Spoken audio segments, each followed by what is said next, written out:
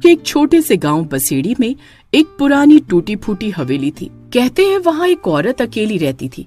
नाम था श्यामा। उलझे बाल और आंखें ऐसी कि देखो तो जैसे दिल थम जाए। इस हवेली के आसपास कोई क्यों नहीं जाता है दादी? मैंने तो वहाँ एक औरत को भी रहते देखा है, फिर भी सब मना करते हैं कि उधर मत जाओ। ऐसा क्यों? बस मेरे बच्चे, जब लोग मना करे तो हमें भी उनकी बात मान लेनी चाहिए ना। अच्छे बच्चे वही कहलाते हैं जो बड़ों की बात माने। लेकिन दादी, सब तो ये भी कहते हैं ना कि बिना वजह जाने कभी किसी चीज को मत मानो।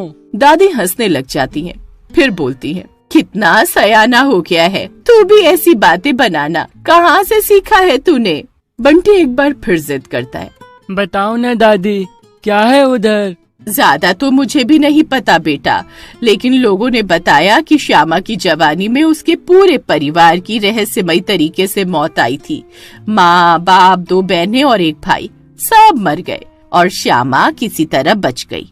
पर लोगों का कहना था वो बची नहीं थी, कुछ और बन चुकी थी। कुछ और मतलब दादी? कभी कभी रात को हवेली से अजीब सी रोशनी निकलती है, औरतों के चीखने की आवाजें आती हैं, पर गांव वालों ने डर के मारे कभी शिकायत नहीं की। एक बात जरूर थी जिसने श्यामा को परेशान किया, वो अगली सुबह लापता हो गया है, इसलिए वहाँ कोई जाना पसंद नहीं करता।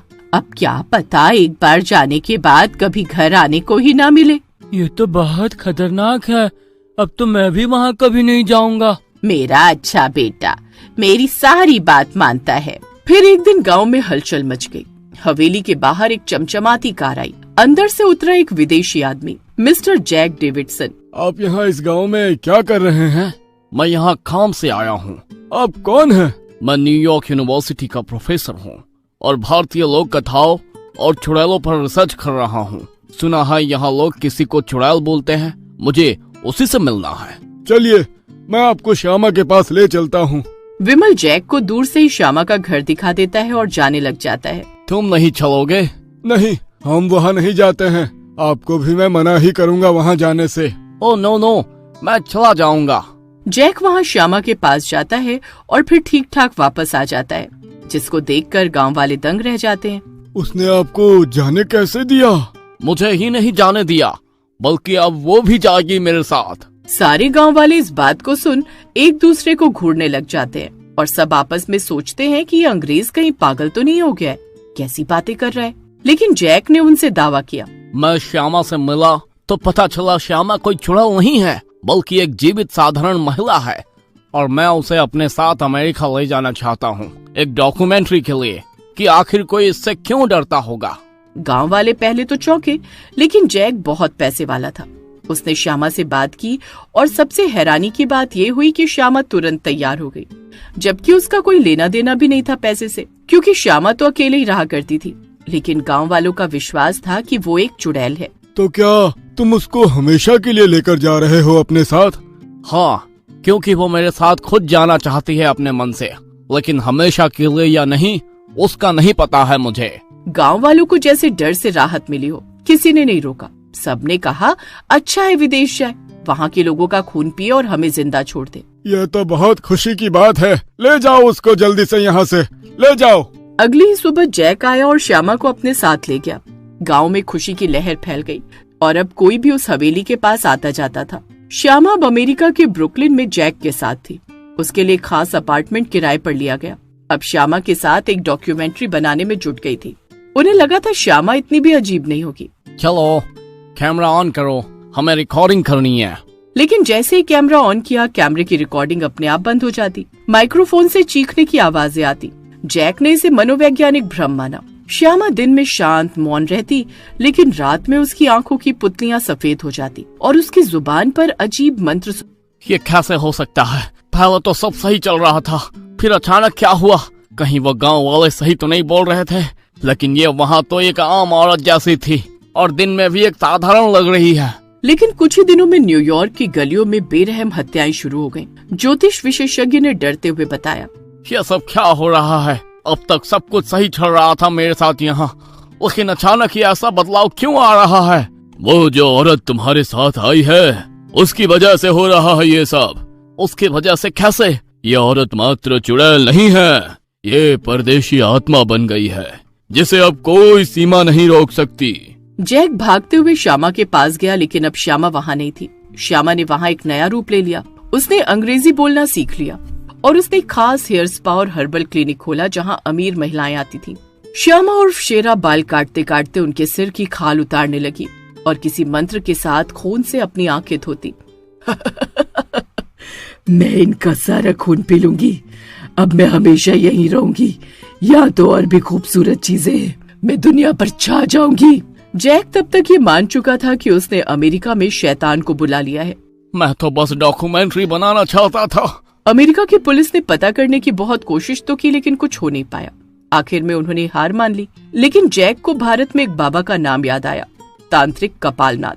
हमें शायद बस अब वही बता सकते हैं। पूरा गांव उन्हीं की वजह से सलामत थे। बस जितनी जल्दी हो हमें उन्हें यहाँ बुलाना होगा, वरना अनर्थ हो जाएगा।